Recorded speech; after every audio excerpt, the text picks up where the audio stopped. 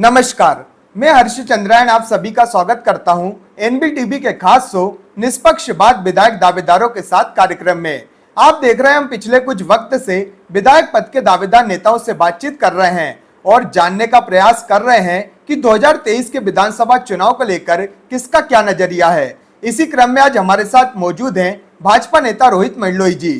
रोहित मंडलोई जी की अगर हम बात करें तो पिछले लंबे समय से भाजपा में राजनीति कर रहे हैं और फिलहाल विधायक प्रतिनिधि के पद पर हैं। तो चलिए अब हम इनसे कुछ खास बातचीत करेंगे और जानने का प्रयास करेंगे कि इस बार के विधानसभा चुनाव को ये कैसे देखते हैं। तो चलिए शुरू करते हैं। स्वागत है आपका। बहुत बहुत धन्यवाद। मेरा पहला सवाल आपसे यही रहेगा कि 2023 के विधानसभा चुनाव को आप कैसे देखते हैं? 2023 का चुनाव जो है विकास और जन कल्याण बेस पे पार्टी लड़ रही है। अगर पार्टी आपको टिकट देती है तो किन मुद्दों को लेकर आप जनता के बीच में जाएंगे? सबसे पहली बात तो सबसे प्रथम हमारे विधायक श्री प्रेम शंकर वर्मा जी इसके प्रबल दावेदार हैं और हम भी कामना करते हैं कि वो ही आना चाहिए। 2 बार से विधायक हैं। अगर उनकी टिकट किसी बेस पे कटती है तो किसी गलत हाथ में ना जाए, इसलिए हम सिवनी मालवा से विधानसभा की दावेदारी कर रहे हैं।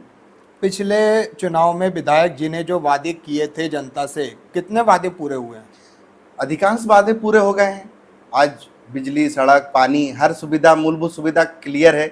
मेन चीज़ है थोड़ा बिजली की समस्या है, तो अब ये आने वाले समय में हम वो पूरी कर रहे हैं। आज हर 10 किलोमीटर के अंदर में अपना सब स्टेशन, पावर हाउस लग रहे हैं। आगे हम वो चाहेंगे कि उनको ज़्यादा से ज़्यादा बिजली प्रोवाइड की जा सके। खाद बीज की जो मूलभूत समस्याएं हैं वो पूरी क्लियर हो रही हैं। आगे चल के हम और भी उसको क्लियर करेंगे। किसानों की समस्याओं को कैसे देखते हैं? सिवनी मालवा विधानसभा का जो किसान है वो काफ़ी परेशान है। सिवनी मालवा का किसान आज बहुत संपन्न है और सबसे संपन्न क्षेत्र आज होशंगाबाद में जितनी तहसीलें हैं, जितनी विधानसभाएं हैं, सब में संपन्न किसान सिवनी मालवा में आज देखा जा रहा है। क्योंकि पहले क्या होता था, आपने देखा होगा, किसानों को मंडी आते थे। कांग्रेस के समय में मंडी आते थे, उनका आने जाने का पूरा दिन लगता था और उसके बाद में 2 दिन वहाँ मंडी में रहते थे। आज 3 ट्रिप मार रहे हैं वो अपने सोसाइटी का, तो उनको आज ट्रांसपोर्ट की सुविधा का बेनिफिट मिल रहा है। साथ में अभी जैसे पेट्रोल डीजल की बात आया तो नए ईंधन आ रहे हैं, इथोलिन आ रही है। तो ऐसी कई सुविधाएं हमारे किसानों के लिए जो फ्यूचर में मिलने वाली हैं। और अभी भी सड़क की व्यवस्था पूरी सिवनी मालवा विधानसभा में तो क्या पूरे प्रदेश में है। आप बता रहे हैं कि कांग्रेस के समय में किसानों को लंबे लाइन में लगना पड़ता था, 4-4 दिन रुकना पड़ता था। बिल्कुल। पर भाजपा के शासन में भी खाद के लिए किसान आज भी 3-4 दिन लाइन में लगते हैं, तब जाके मुश्किल से खाद मिलता है। ऐसा क्यों? नहीं, पिछली बार थोड़ी समस्या आई थी, लेकिन अभी पूरी क्लियर। अभी आप चाहें तो खाद ले सकते हैं पूरी पर्याप्त मात्रा में। अभी आप खाद भंडारण कर सकते हैं। साथ में क्या होता है, अभी सिर्फ यूरिया डीएपी पे किसान हैं, लेकिन बीजेपी का मेन मुद्दा है ऑर्गेनिक पे लेके जाना किसानों को, जिससे कि उर्वरक क्षमता बढ़े, कुछ नए आवाम आए, कुछ नई फसलों का उत्पन्न हो रहा है। जैसे कि पहले सिर्फ गेहूं सोयाबीन की रहती थी, आज धान हो रही है, अपना बाजरे, ज्वार, हर चीज़ में मतलब कॉमर्शियल खेतियों पे बीजेपी ज़्यादा आकर्षित हो रही है और उनको सुविधा भी उस हिसाब से प्रोवाइड की जा रही है। पर कैसे होगा? टेल क्षेत्र के किसानों को तो पर्याप्त पानी नहीं मिलता।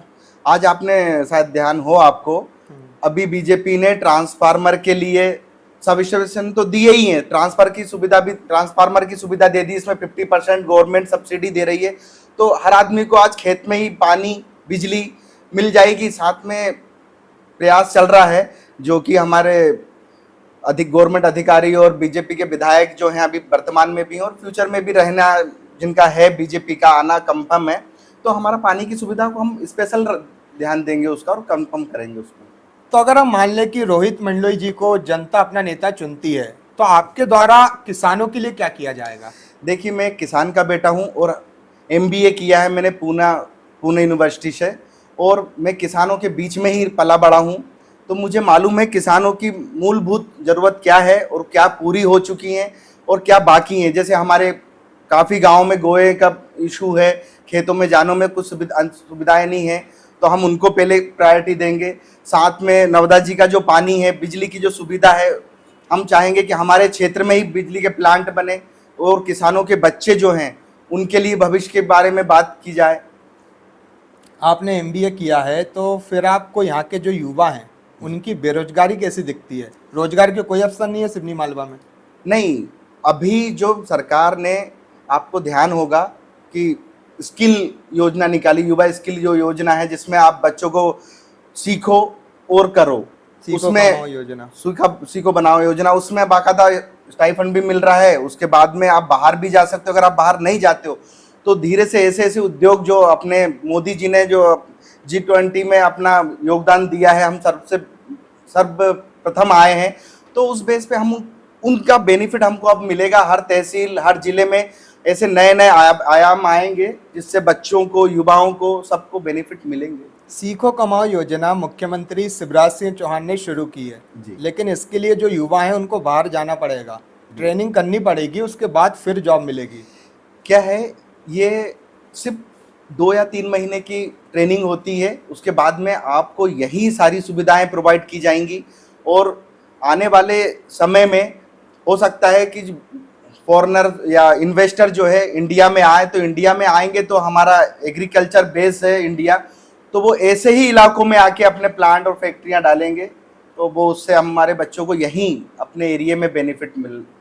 आप विधायक प्रतिनिधि हैं, विधायक जी का प्रतिनिधित्व करते हैं, बिल्कुल। तो फिर यहाँ पे कोई उद्योग क्यों नहीं स्थापित हुआ पिछले 5 साल में, या 15 साल से लगातार भाजपा जीतते आ रही है, तो रोजगार के लिए कोई उद्योग क्यों नहीं स्थापित हुआ? जैसे हमने आपको बताया है, अभी तक मूलभूत सुविधाएं जैसे बिजली, पानी, सड़क, इसमें हम जूझ रहे थे। आज आपने देखा होगा कांग्रेस के समय में एक्सप्रेस वे नहीं थे, राज्य जो थे वो नहीं थे। आज हमारे पास गांव के लिए रोड है, बिजली है, पानी है, खेत खेत में पानी पहुंच गया है, बिजली पहुंच गई है। तो सेम अब हमारा नेक्स्ट जो मुद्दा है वो जय विज्ञान का ही है। उसमें हम स्किल और नए नए उद्योग हर तहसील, सिवनी मालवा की ही नहीं, हर तहसील, हर जिले, हर गांव तक में कोशिश करेंगे कि उनसे रिलेटेड, किसानी से रिलेटेड पहुंचे। आप लंबे समय से सिवनी मालवा विधानसभा में राजनीति कर रहे हैं, तो आपने क्षेत्र की समस्याओं को कितना समझा? अभी ऐसे क्या काम है जिनको और करने की आवश्यकता है? इसमें सबसे मेन मुद्दा जो है वो है बिजली का। अभी सड़क, पानी की व्यवस्था पूरी हो चुकी है, बिजली की व्यवस्था है, हम सबमिट ये अपना पावर हाउस वगैरह लगा रहे हैं। साथ में अभी डीपी का भी सैंक्शन आ गया है, तो हर खेत में डीपी लगेगी, मेन चीज़ है। तो पानी अपने आप पहुंच जाएगा, हमारा क्षेत्र पानी से पर्याप्त है। मेन बस सुविधा जो है बिजली की है, तो उसको हम आगे क्लियर कर देंगे, बहुत जल्दी वो क्लियर हो जाएगा। आप चुनाव क्यों लड़ना चाहते हैं? चुनाव लड़ने के पीछे क्या उद्देश्य है आपका? मेरा मेन उद्देश्य है, मैं युवा हूँ और मैं आज तक सिर्फ युवाओं के लिए लड़ाई लड़ी है। मैं कई संगठनों में हूँ, मैं 16 संगठन में हूँ, जिसमें ओबीसी महासभा, ओबीसी एकता संघ, ओबीसी फ्रंट ऑफ इंडिया, संस्कार सेना, इसके बाद में अपना यदुवंशी समाज, एकता संगठन, और पत्रकारों में भी मैं प्रदेश और राष्ट्रीय लेवल पे पत्रकारिता में भी हूँ। तो मुझे मालूम है युवाओं की समस्या क्या है, उसके लिए मैं लड़ाई भी कर रहा हूँ। चाहे मैं विधायक ना भी बनूं या मैं इसकी दावेदारी ना भी ठोकूं, तो भी मैं अपनी सेवाएं दे रहा हूँ, युवाओं को नशा मुक्ति से बाहर कर रहा हूँ। उसके लिए मेरी लड़ाई तत्पर है। मैं कई रैलियां निकाल चुका हूँ, कई शोभा यात्रा कर चुका हूँ, और अपना कोरोना काल में भी मैंने बहुत योगदान दिया है। और आगे भी मैं यहीं की बात नहीं कर रहा हूँ, मैं प्रदेश और राष्ट्र में घूम के ये जन आंदोलन, हमने आपको बता देना चाह रहा हूं कि हमने 51 दिवसीय माता पिता और बच्चों के संस्कार के लिए, वेस्टर्न कल्चर से बचाने के लिए और अपना सनातनी संस्कार लाने के लिए भारत जोड़ो, माता पिता भारत जोड़ो अभियान चलाया था, जिसमें हम पूरे भारत में घूम के आए हैं और वहां की समस्या को लेके आए हैं कि हर जगह युवा किस बेस पे परेशान है, माता पिता किस बेस पे परेशान है, हमारी संस्कृति कहाँ जा रही है, उसको कहाँ लेके आना है। उस आधार पे हम युवाओं के साथ और माता पिता बुजुर्गों के सबके साथ हैं। अब मैं अपना काम प्रॉपर कर रहा हूं। विधायक का ऐसा है, प्रेम शंकर वर्मा जी इसके प्रबल दावेदार हैं। अगर बाई चांस उनकी टिकट कटती है, मैंने आपको पहले भी बोला हूं, तो मैं कोशिश करूंगा, और या फिर बीजेपी जिसको भी बनाती है हम उसके सपोर्ट में हैं हमेशा। और मेरा काम तो है सेवा करने का, मैं अपना कर्म कर रहा हूँ। अभी आपने इतने लंबे पद गिना दिए, समाज में आप काफी एक्टिव रहते हैं, तो जातिगत समीकरण को कैसे देखते हैं? मैं यादवंश समाज का राष्ट्रीय उपाध्यक्ष हूँ। अपनी समाज में भी 3 हमारे प्रदेश अध्यक्ष हैं, तीनों का मेरे जो समर्थन है, हमारे वरिष्ठ बंधु हैं यदुवंशी जादम समाज के, सब मेरे साथ हैं। इसके बाद में मैं ओबीसी महासभा से मुझे लेटर मिला है, मेरे को अपने जांगड़े समाज, मेहरा समाज, इसके बाद में नंदवंशी, ग्वालवंशी, यदुवंशी, जितने भी हमारे यादव के वर्ग हैं, सबके मेरे को संगठनों से भी लेटर आए हुए हैं कि अगर आप चुनाव लड़ते हैं तो हम आपका समर्थन करते हैं। आप चाहे तो वो लेटर देख सकते हैं मेरे पास। संस्कार सेना पत्रकार बंधुओं ने भी मुझे लेटर दिए हैं अपने संगठनों से कि अगर आप चुनाव लड़ते हैं तो हम आपके साथ तन मन और धन से साथ में हैं। कितने वोटर हैं यदुवंशी समाज के? यदुवंशी समाज के 20 से 25 हजार वोटर हैं। इसके बाद में हमारा यादव समाज के वोटर अलग हैं। बाकी सिर्फ यदुवंशी जादम समाज के 20 से 25 हजार वोटर हैं जो मेरे साथ हैं आज। तो यदुवंशी और यादव साथ में हैं, अलग अलग हैं? साथ में हैं, लेकिन मैं जो समाज से बिलोंग करता हूं वो यदुवंशी जादम समाज है। थोड़ा सा हम लोग आज राजनीति में सबसे बड़ा योगदान दे रहे हैं, क्योंकि सबसे बड़ी समाज के रूप में 2-3 समाजें जो आ रही हैं उसमें यदुवंशी समाज का है और वो राजनीति में बहुत बड़ा योगदान रखती है। लेकिन आज हम चाह रहे हैं कि हमारी समाज से भी कोई एक बंदा बाहर आए और वो राजनीति में अपना कदम रखे। जब आपकी यदुवंशी समाज में 25,000 वोटर हैं तो फिर अभी जन्माष्टमी पे जो रैली निकली थी जी। उसमें भीड़ तो दिखी नहीं, बिल्कुल समाज की एकजुटता बिल्कुल नहीं नजर आई और राजनीति ज्यादा दिख रही थी। आपको ध्यान नहीं होगा, ये माहौल जो है वो राजनीति का था, इसलिए हमारी समाज हमेशा बैकफुट पे रही है। आज तक का उनका रिकॉर्ड है, हम सिर्फ पीछे से सपोर्ट किया है। आपने हरदा से सिवनी मालवा की जो 2 जिले और 3 तहसील कवर करी थी उसमें अपना शक्ति प्रदर्शन बता चुके हैं। ये तो हमारा सिर्फ श्री कृष्ण भगवान की रैली थी जिसमें 2 दिन अलग अलग निकाली थी एक, तो उस बेस पे थोड़ा सा इफेक्ट आया था उसमें, और ये पूरी पॉलिटिक्स बन गई थी, तो इसलिए यदुवंशी समाज ने उसको ज्यादा सपोर्ट नहीं किया। अभी हमने सुना है कि कुछ दिन पहले आपकी समाज के कुछ लोग, शायद हो सकता है आप भी हो, सीएम हाउस गए थे बिल्कुल। अपनी दावेदारी ठोकने के लिए बिल्कुल कि हमारे पास इतने 1000 वोटर हैं तो हमें टिकट दीजिए। बिल्कुल। तो फिर अगर आपको टिकट मिलती है तो समाज का साथ आपको कितना मिलेगा? देखिए, जब हम सीएम हाउस गए थे तो हमारा मेन मुद्दा था हमारी समाज का उत्थान। हमारे एक ओमकारेश्वर में धर्मशाला बन रही है, उसके लिए वो निर्माणाधीन है, उसमें भी 25 लाख का सीएम साहब ने स्वीकृत की राशि। साथ में हम लोग अगर सीएम हाउस गए थे तो हमारी समाज का मुझे समर्थन था, इसलिए हम सीएम हाउस गए थे और वहाँ पे वरिष्ठ लोग गए थे, 400 करीब उसमें जनसंख्या थी, और सीएम साहब ने खुद निमंत्रण दिया था क्योंकि उनको कहीं ना कहीं लगता है कि ये समाज आगे आनी चाहिए और ये इसकी दावेदारी रखानी चाहिए। खाली यदुवंशी समाज से तो आप विधायक बन नहीं सकते, बिल्कुल। सर्व समाज का साथ बहुत जरूरी है जी। तो आप सारी समाजों के बारे में क्या सोचते हैं? देखिए, हम एक मेन मुद्दा लेके चल रहे हैं कि जन कल्याण का, उसमें सारे वर्ग आ रहे हैं, चाहे वो हिंदू, मुस्लिम, सिख, ईसाई, सनातनी। एक सनातनी क्या होता है कि एक हमारा एक विचारधारा है, बाकी हम किसी को अलग नहीं समझते। आज मैं कई संगठनों में हूँ तो सबका मेरे को सपोर्ट है। इसके बाद में भी हम सबके साथ, सबका विकास के साथ में लहर चलाना चाहते हैं, हम कोई अलग नहीं है। खासकर अगर हम बात करें तो सिवनी मालवा विधानसभा में एक बड़ा वोट बैंक है आदिवासियों का, बिल्कुल। लेकिन आदिवासी बहुत परेशान है। आदिवासियों के गांव में मोबाइल का नेटवर्क तक अभी नहीं पहुंच पा रहा है, तो आदिवासियों की समस्या कैसे देखते हैं आप? अभी जैसे आप कहीं जाएंगे, सुक्ताबाद जैसे केसला का जो पूरा बेल्ट है उसमें आप बहुत सुविधाएं आ गई है। उनको जो सुविधा मिल रही हैं वो शायद अच्छे खासे एरिया में नहीं मिल रही है, और आने वाले समय में हम उनका और स्पेशल ध्यान रखेंगे। जैसे मैंने बोला कि मैं उनके भी संगठन में जुड़ा हुआ हूँ, वो भी मेरे सहपाठी हैं, मेरे बड़े हैं, मेरे सम्माननीय हैं। मैं तो एक छोटा सा पायदा हूँ और मैं सिर्फ पहला कदम रख रहा हूँ, और उन्हीं के सपोर्ट से हम लोग आज यहाँ तक पहुँचे हैं, तो हम उनको कभी नहीं भूलेंगे। और उनके संगठन में भी मैं राष्ट्रीय लेवल पे हूँ। धार्मिक समीकरण को कैसे देखते हैं? धार्मिक समीकरण एक आस्था है जो हर धर्म के लोगों के लिए अलग अलग है। हम किसी की धर्म की आस्था को ठेस नहीं पहुंचाते, लेकिन हम अपने धर्म की आस्था को भी छोड़ेंगे नहीं, लेकिन सबके साथ में लेके चलेंगे। किसी का विरोध, किसी का आज तक नहीं किया है, ना ही करेंगे। हमें किसी के धर्म से कोई वो नहीं, हमें सनातनी धर्म और सबके जो अलग अलग धर्म, सबकी इज्जत करते हैं, सबका मान सम्मान हमारे साथ है।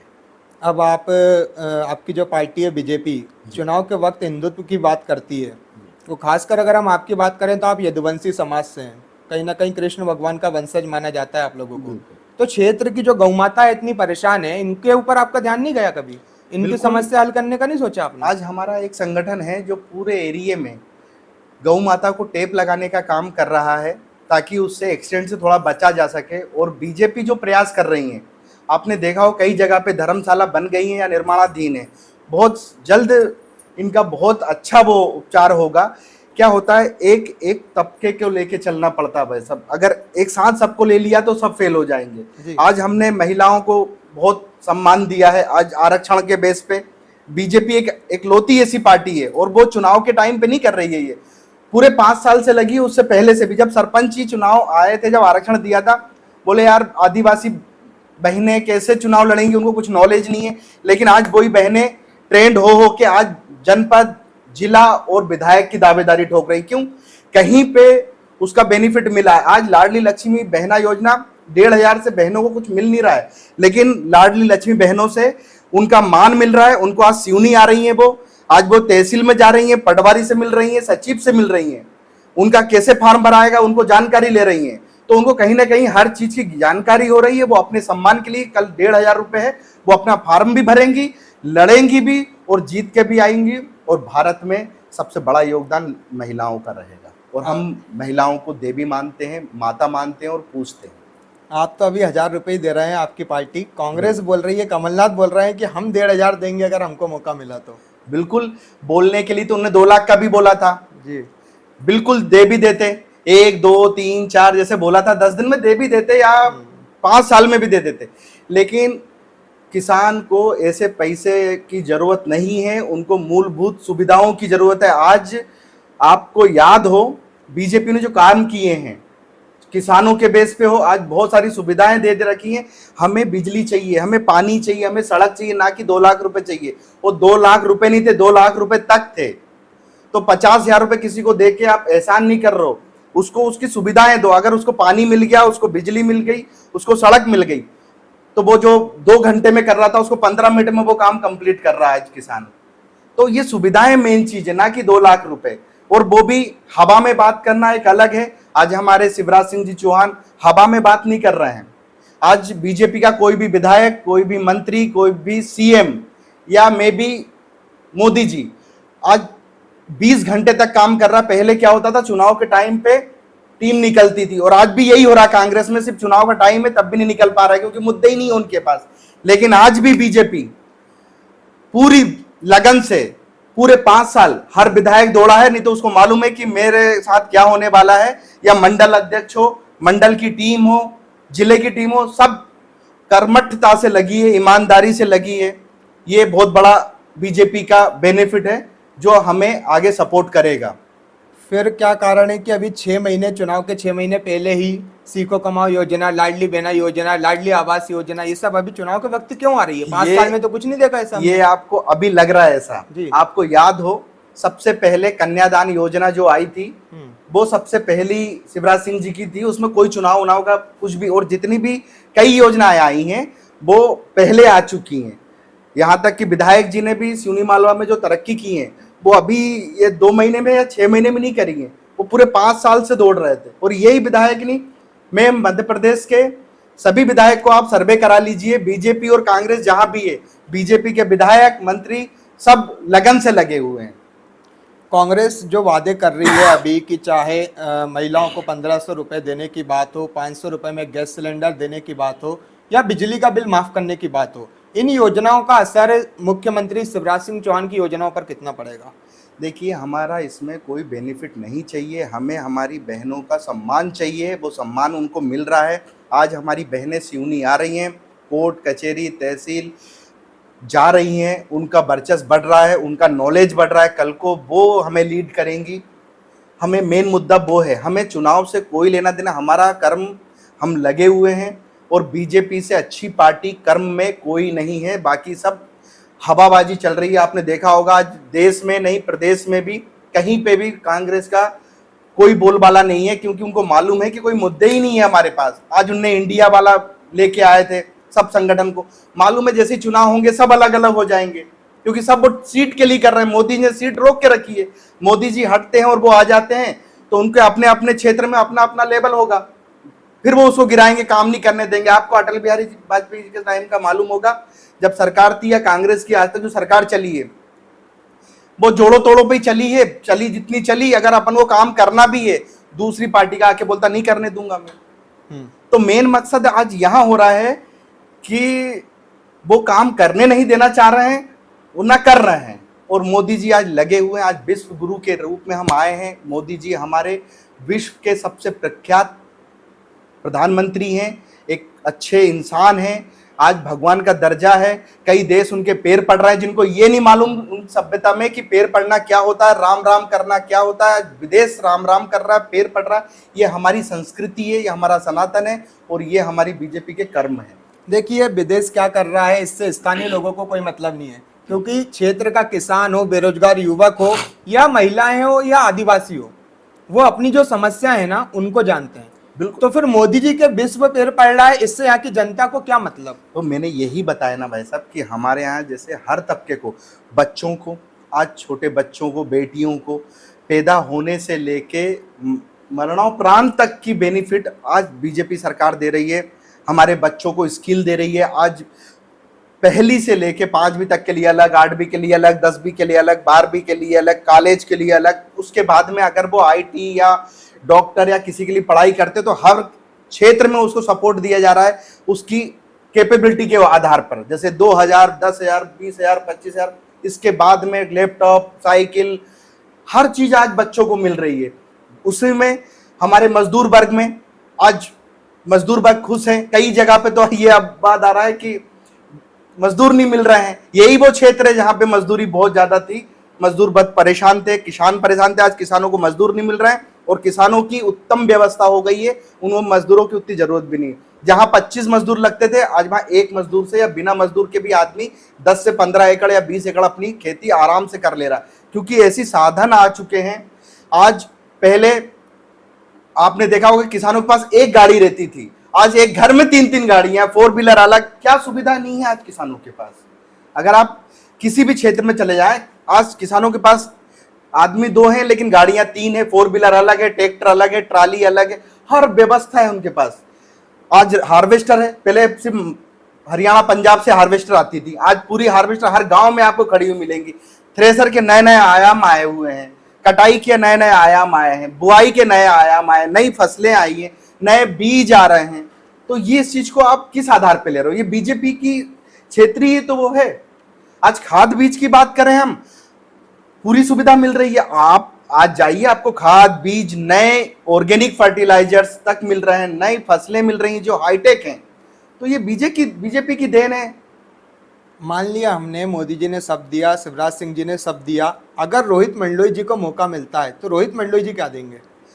रोहित मंडलोई जी इसी वे में हमारे किसान भाइयों को जो मूलभूत उनकी रिक्वायरमेंट है, आज भी कुछ बाकी हैं, उनकी पूर्ति करेंगे। जैसे गोया हुआ, नल जल योजना वो कंप्लीट हो जाएगी तो पानी की व्यवस्था पूरी कंप्लीट हो जाएगी।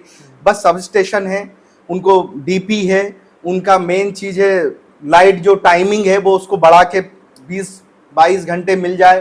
तो हम उस पर स्पेशल फोकस करेंगे कि हमारा क्षेत्र में कुछ ऐसे प्लांट आए या कुछ ऐसी सुविधा आए जिससे कि हमारे किसानों को बिजली की समस्या समाप्त हो जाए, उनको ना नहर की जरूरत पड़े और ना ही उनको किसी सरकार की जरूरत पड़े। हम उनको सुविधाएं ऐसी देंगे कि उनको खेत में ही हर व्यवस्था मिले, चाहे खाद बीज की हो, चाहे अपने पानी की हो, चाहे सड़क की हो, चाहे बिजली की हो। हम गांव-गांव तो जोड़ चुके हैं, आप खेत जोड़ने की व्यवस्था में मैं स्पेशल लगूंगा। और हमारे मजदूर भाइयों को, हमारे जो केसला विभाग में जो हमारे आदिवासी लोग हैं, हमारे वरिष्ठ हैं, वो हमारे मेन वो ही हैं। तो बीजेपी तो उनका स्पेशल पांव धो के पी रही है, क्योंकि वो ही हमारे कर्मोधार्य हैं। तो हम तो स्पेशल उन पे फोकस करें, उनकी हर मूलभूत सुविधाओं को पूरा करना हमारा सबसे पहला वचन होगा। भाजपा खासकर आरोप लगाती थी आम आदमी पार्टी पर फ्री रेवड़ी बांटने का, और अब मध्य प्रदेश में शिवराज सिंह चौहान 1000 रुपए बांट रहे हैं, तो क्या ये फ्री रेवड़ी बांटना नहीं है? ये आप फिर नहीं समझे। मैंने आपको फिर बोला था, ये जो बहनें हैं पहले कभी घूंघट से नहीं निकलती थी, घर से नहीं निकलती थी। आज वो सिर्फ 1000 रुपए का मत समझिए, वो 1000 रुपए के लिए वो सिवनी तहसील आ रही है, वो 1000 रुपए के लिए वो फॉर्म भरने पटवारी के पास जा रही है, सचिव के पास जा रही है, और पति उससे दब रहा है थोड़ा सा कि यार कम से कम भाई 500 तो मिलेगा। आज अगर आपके पास जेब में पैसा है ना भाई साहब, तो आपका मान है, चाहे आप कुछ भी लेवल पे, अगर पैसे नहीं है ना तो आप ना बैठे होते ना मैं यहाँ बैठा होता। आज मेन मुद्दा है पैसे का, तो आज हम उनको सम्मान दे रहे हैं, ये रबड़ी अलग होता है, ये हमारी बहनों का सम्मान है। आज नहीं, मैं 5 साल बाद आपसे मिलूंगा, आप देखना जितना लेवल महिलाओं का गिरा हुआ है, 5 साल बाद यही बहनें अच्छे अच्छे पदों पे होंगी, राजनीति में भी, अधिकारी वर्ग में भी, और उसके बाद में अन्य क्षेत्रों में भी उनका नॉलेज बहुत बढ़ेगा, और ये एक पहल है। अब अगर आपको महिला को मान सम्मान देना है तो 1,000 रुपए देने की जगह अगर उनके लिए कोई रोजगार की व्यवस्था की जाए तो उसमें 15, 20, 25, 30 हजार कोई लिमिट ही नहीं होगी, उतना कमा सकती है महिलाएं। बहुत अच्छी बात कही आपने। अभी हमारा महिला समूह चल रहा है, अगर आपको याद हो तो गांव गांव में समूह चल रहे हैं। आज हमारे जो टोल टैक्स है सिवनी मालवा में या प्रदेश में जहाँ जहाँ भी, उसका महिला समूह के द्वारा होगा। आपको मतलब वो महिला उसका पूरा ठेका जो है महिलाओं के समूह को मिलेगा, जिससे क्या होगा कि वो टोल टैक्स पे महिलाओं का अधिकार रहेगा, उनको एक नया आयाम मिलेगा। और ऐसे कई उसमें आप अगर देखेंगे महिला समूह में तो बहुत सारी सुविधाएं मिल रही हैं, तो वो एक तरह से रोजगार ही है, और बिजनेस भी कई प्रकार से दिए जा रहे हैं। हमें मेन मुद्दा यही है कि आज हमारी जो क्षेत्र है वो थोड़ा पिछड़ा है। अगर वो जानकारी के अभाव में, आज भोपाल में इतने सारे बिजनेस, इतने सारे व्यवसाय के लिए मोदी सरकार, शिवराज सिंह जी चौहान सरकार लगी हुई है कि अगर आपको सही जानकारी हो तो आप भूखे नहीं मर सकते हो, आपको बहुत ज़्यादा ऊपर जा सकते हो, चाहे वो महिला हो, बच्चे हो, युवा हो, चाहे कोई, सबके लिए अलग अलग बेस पे हमने सिस्टम बना रखा है। उनको वो बिजनेस उसके स्किल के आधार पे मिलेगा। आज आप घर पे भी हो तो घर के लिए भी आपके पास बिजनेस है, आपके पास 2 घंटे है घर पे, 2 घंटे के लिए आपके बिजनेस है जी। अब बस मेन चीजें, आपको ज्ञान की कमी है, तो हम यही चाहते हैं अगर फ्यूचर में अगर आप इस बार चांस देते हैं तो एक युवा को, एक पढ़े लिखे को अगर देना चाहें तो मैं आपका बहुत बहुत आभारी रहूंगा। बाकी तो हमारे हैं ही, और जिसको भी बीजेपी सपोर्ट करेगी हम तो उनके साथ हैं, क्योंकि हम तो पार्टी के कार्यकर्ता हैं। मैं जिला सह संयोजक भी हूँ खेल प्रकोष्ठ में, तो हम तो हैं। अभी आपने बताया कि महिलाओं के द्वारा टोल टैक्स को चलाया जाएगा, तो ये कब होगा? क्योंकि सिवनी नहीं, मालवा अब्दुल के वाला आसपास जो टोल टैक्स हैं पिछले लंबे समय से बंद हैं। नहीं, वो तो उनकी सुविधाओं के हिसाब, जैसे उनका टोल का टैक्स पूरा हो चुका है, रोड का टैक्स हो गया है, उस आधार पे उनका चेंज हो रहा है। लेकिन मैं प्रदेश की बात कर रहा हूँ, और वो कोई भी महिला समूह कहीं का भी टोल टैक्स को कैप्चर कर लेती। कई लोगों, जैसे मैंने यहाँ पे रुपादे में भी अभी एक महिला समूह था, उनका वहाँ पे पूरे पेपर वेपर दिलवाए हैं, उनके पेपर सबमिट हो चुके हैं।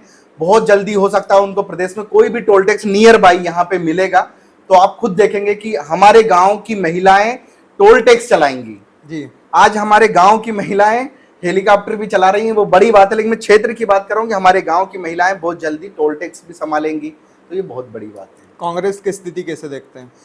है ही नहीं, स्थिति डाउन है। आज ये तक की कंडीशन है कि उनके अभी जो रैली निकालने वाले थे उनको मालूम था कि हमारी रैली फेल होने वाली है, उन्हें पहले ही बैठ गए। आज आप देखिए क्षेत्र में कोई प्रचार हो रहा है क्या, या प्रदेश में कोई प्रचार हो रहा है क्या, जबकि ये समय बहुत ज्यादा सक्रिय होने वाला समय है, जिसमें बीजेपी सबसे ज्यादा सक्रिय है।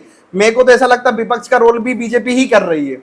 आज ट्रैक्टर रैली निकली, वो भी बीजेपी ने निकाली, किसान रैली निकाली, वो बीजेपी निकाल रही है, तिरंगा यात्रा निकाल रही है, वो बीजेपी निकाल रही है। आज ऐसा कौन सा काम है जो किसानों का, मजदूरों का या किसी को लेके बीजेपी नहीं खड़ी है? आज अस्पतालों में देखा, ये भोजन व्यवस्था की 5 रुपए में, हर व्यवस्था तो बीजेपी कर रही है। विरोध में भी बीजेपी है और पक्ष में, विपक्ष में, दोनों में बीजेपी है। कांग्रेस के पास कोई मुद्दे ही नहीं है।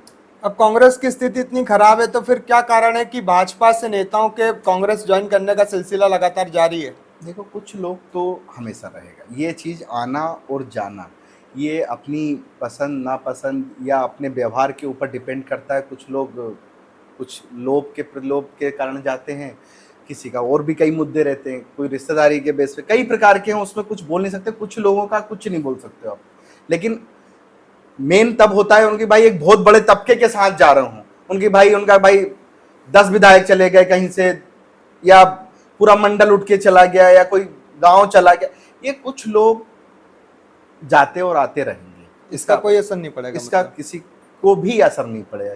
चलिए बढ़िया। तो अभी ये जो भाजपा के द्वारा जन आशीर्वाद यात्रा निकाली जा रही है, इसके पीछे अब कांग्रेस भी जन आक्रोश यात्रा निकाल रही है, तो फिर इसका कितना असर पड़ेगा? जन आक्रोश यात्रा निकाल रही है, अभी तो जो निकालने वाली थी वो भी बंद हो गई और इसमें भी उसको कोई असर नहीं पड़ेगा और मेरे को लगता है कि वो सफल भी नहीं होगी। ये तो आप समय बताएगा, आप खुद देखेंगे कि वो सफल तो बहुत दूर बात है, वो अपनी भीड़ भी बना ले तो बहुत बड़ी बात है, क्योंकि आज काम हो रहा है। आज आप कहीं भी जाइए, वैसे आप जाते रहते हैं, आज बीजेपी का काम दिख रहा है। कहीं किसी भी लेवल पे जाइए, आप गरीब तबके में जाइए, आप मजदूर तबके में जाइए, किसान तबके में जाइए, आप एजुकेशन में जाइए, आप जॉब में जाइए, आप बिजनेस में जाइए, हर जगह सुविधाएं दे रही है सरकार और उसका बेनिफिट भी ले रही है। कुछ आपको लग रहा है ऐसा कि बिजनेसमैन परेशान है, वो परेशान नहीं है, वो सिस्टम में आ गया।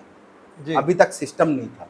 आज आप देखो, भारत 5वीं अर्थव्यवस्था को बिलोंग कर रहा है और तीसरी के लिए दावेदारी कर रहा है, और हमारे पड़ोसी देश जो हैं वो खाने के लिए लाले पड़े हुए हैं, चाहे वो श्रीलंका हो, पाकिस्तान हो, बांग्लादेश हो, और मैं बाकी में बोलूँगा नहीं, लेकिन मैं आप खुद देखिए कि वो कहाँ जा रहे हैं और हम उनके पड़ोसी होने के बाद में तीसरी उसमें जा रहे हैं और हम चांद तक पहुँच गए हैं। तो जब हम राखी बांध सकते हैं मामा को, तो फिर ये तो कुछ भी नहीं है। अब आपने बताया कि काम हो रहा है, तो सच बात है, काम तो हो रहा है, बाईपास पे काम चल रहा है, तो बार बार क्यों बाईपास पे काम होता है? बार बार खराब क्यों जाती है सड़क? ये भ्रष्टाचार नहीं है? नहीं, आपने अगर ध्यान से देखा होगा, इस क्षेत्र की जो मिट्टी है जी। वो भी थोड़ा सा इफेक्ट करती है, क्योंकि यहाँ की मिट्टी अलग प्रकार की है। और भी कुछ रीज़न है, या हाईवे ज़्यादा चलता उसका रीज़न होगा, उसके लिए पूरा बाकायदा अधिकारी वर्ग और उससे रिलेटेड पूरी टीम लगी हुई है, तो उसका सर्वे तो चलता रहेगा। ये रेत भी ज्यादा चलती है डंफरों से। नहीं, आपने अगर सर्वे किया होगा तो सिवनी मालवा विधानसभा में बहुत कम रेत निकल रही है, नाम मात्र की जा रही है, वो भी चोरी छुपे जा रही है। आप वो भी बहुत कम जा रही है। अगर आप सर्वे करेंगे, पूरी नर्मदा जहाँ से निकली और जहाँ गई है, वहाँ पे सबसे कम उत्खनन हुआ है तो सिवनी मालवा का है। और इसके लिए मैं अधिकारी वर्ग, हमारे पत्रकार बंधु, हमारे पॉलिटिकल वर्ग, सबके लिए बहुत आभारी हूँ, धन्यवाद देता हूँ कि आज हमारी माता रानी हमारे क्षेत्र से तो कम से कम सुकून में है।